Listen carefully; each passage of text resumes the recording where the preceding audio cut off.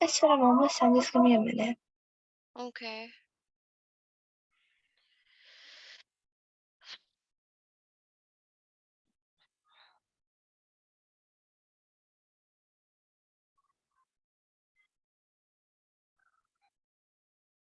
Let's resume the topic.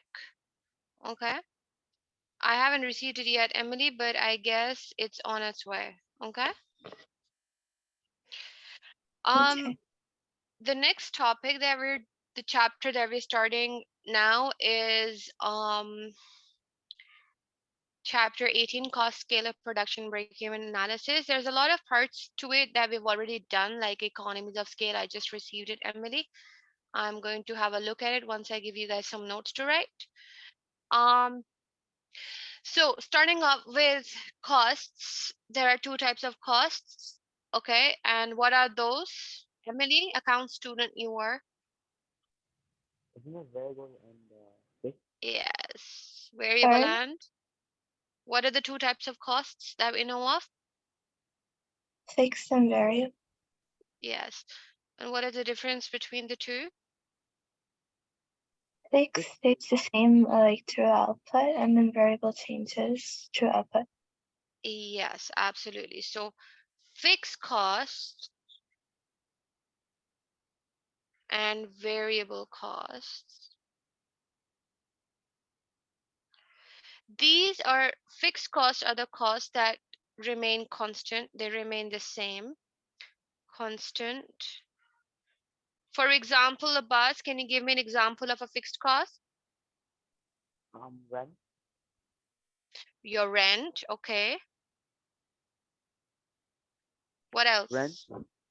Rent. Anything else? Uh, yeah, it could be machinery equipment. You can say. Um, what about the machinery equipment? Like if you buy them like once a time or let's say like Okay. Costs yeah, are you know what I those mean. that, no, I don't know what you mean. Costs are those things that you keep on spending on, right? So machinery is a one-time investment. Another example for fixed costs, Emily, can you think of anything? This is Sorry? insurance. Insurance. Insurance, okay, yes. Okay. So let's write a quick definition. Miss Yeah, okay. salaries, Salaries of permanent employees. Yes, salaries of permanent employees, not the ones who are part-time or flexible, blah, blah, blah. Variable costs are the costs that change. Okay, for example, I want an example. Raw materials. Yes, raw material, wages, wages. Yeah. Okay, now I want you guys to quickly write down the definition of the two costs, fixed costs and variable costs. Okay, and write down your examples of each, the ones that we wrote or of your own. Okay, take no more than 5 minutes. Okay, you've spent half an hour doing a short activity, supposed to be a brainstorming 5-minute activity. Okay, let's be quick.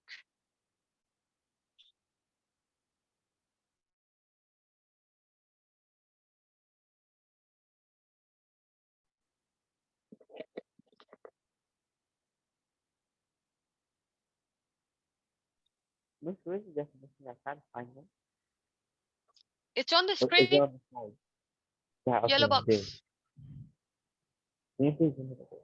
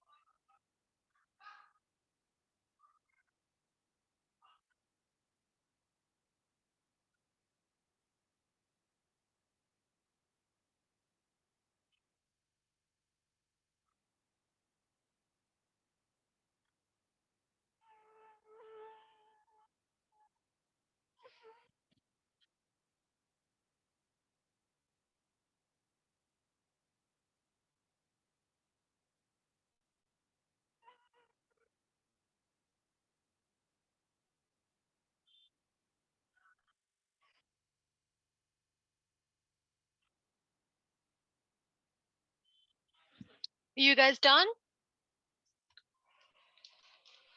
Yes, miss, I told you. I didn't you heard me. I said, I yeah, I'm done. I didn't hear you. Emily, are you done? Yeah, I'm done. Okay, perfect.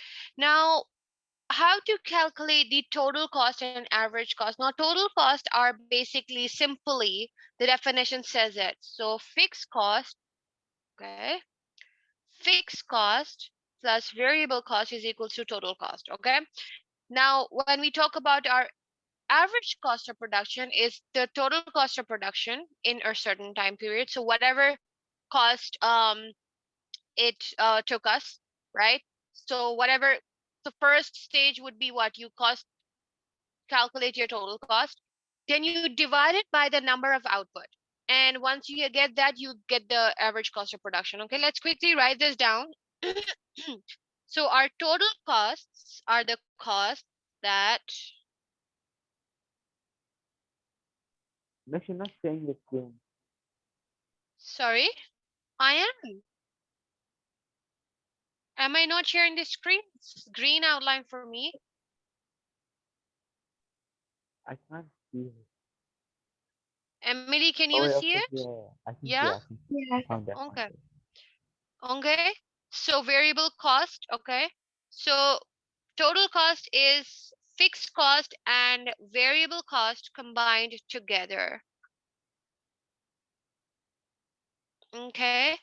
And average cost is basically your fixed cost, oh sorry, your total cost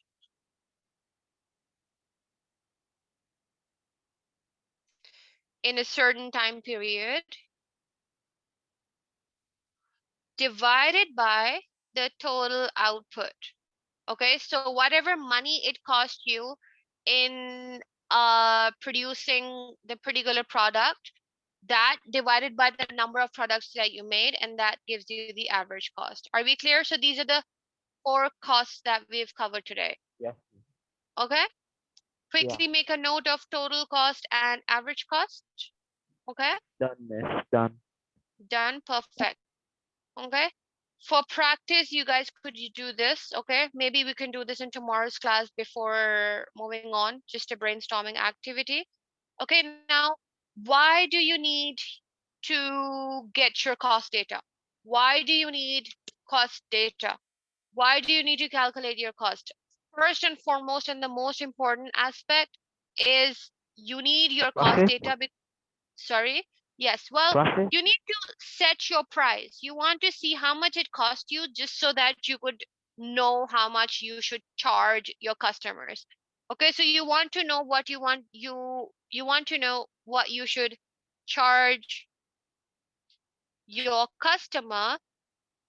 So you will obviously ensure that your production cost covers everything when you're giving a selling price. So if it costs you $3 to make something, you're obviously not going to sell it for $2, right? Because then you're making a loss. You want to run a business, you're going to Yeah. perhaps sell it for $8 and keep $5 profit, Or right? maybe for $1. You'll make Okay. more. Yeah. Well, so you need cost data to set the selling price.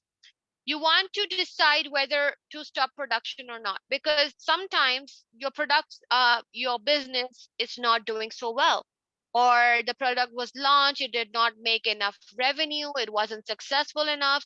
So you want to be sure whether you want to continue running the business or not.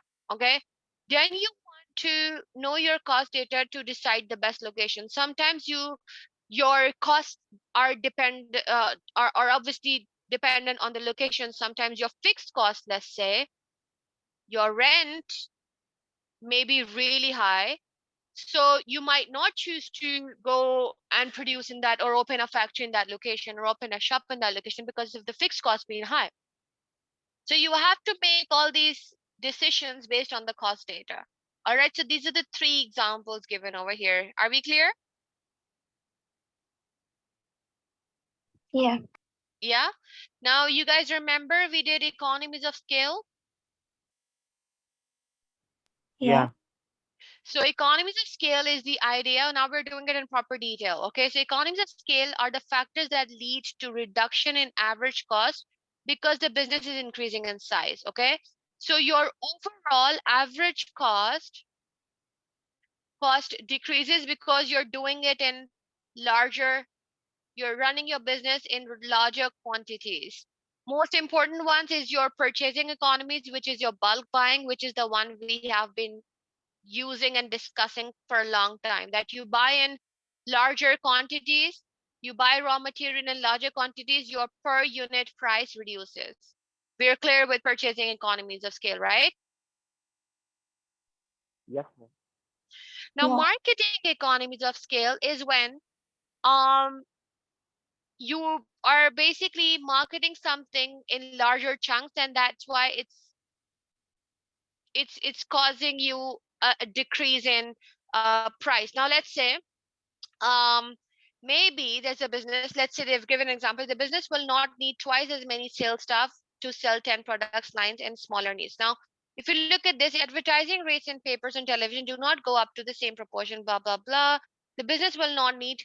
What happens here is that maybe you were, for one product, you were going to get one billboard.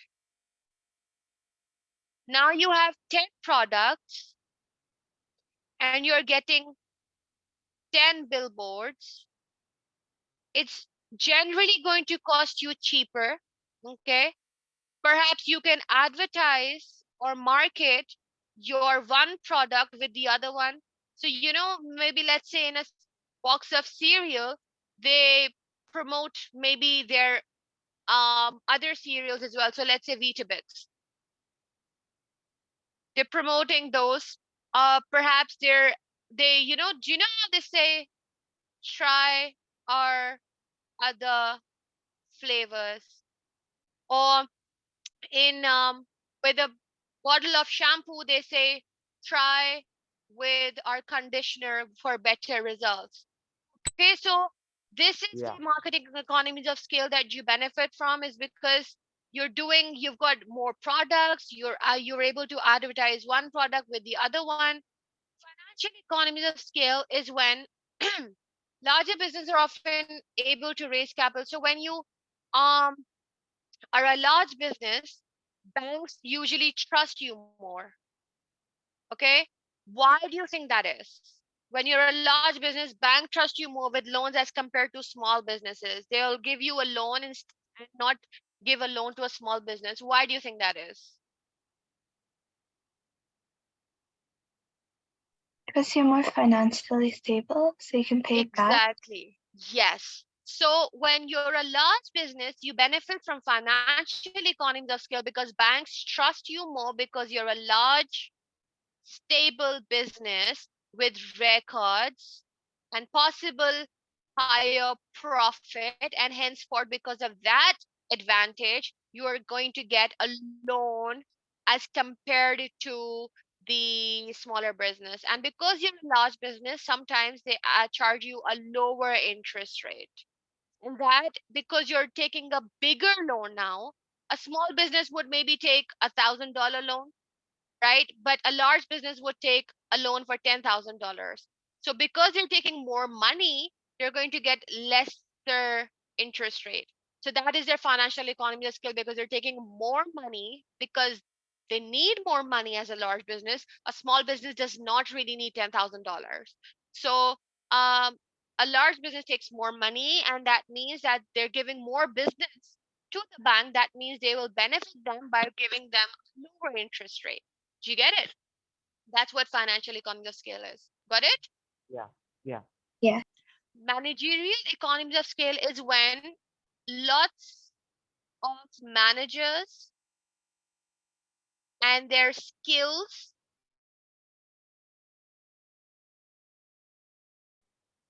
come together and run the business, and that increases the efficiency of the business. Okay, makes the decision making better, makes the production faster, makes their service faster, makes their quality of service improve their quality of service or performance. They all work together, they have effective communication and coordination, they all have such great skills, so they all contribute together to make decisions. So that is managerial economy of skill, when a lot of managers come together and contribute their skills to help the business become more successful and achieve their objectives. Clear? Yeah. Yeah. Technical economies of scale, for instance, in flow production, you produce in large quantities, you've got a larger amount of machinery working, so you tend to gain a competitive advantage because you're producing faster. You've got more machinery, that means your production is faster, your efficiency is higher, you've got less labor involved, you've got latest technology equipment involved, that means your average cost will reduce. You don't have to pay a lot of labor to produce because the Yeah. machinery is doing most of the work, and so on and so forth. Small businesses cannot benefit from technical economy of scale because they don't need such large quantities of production. So they're not really going to benefit from technical economies of scale. So usually it's a large business that benefits from it and gets a higher average price. Are we clear? Yeah.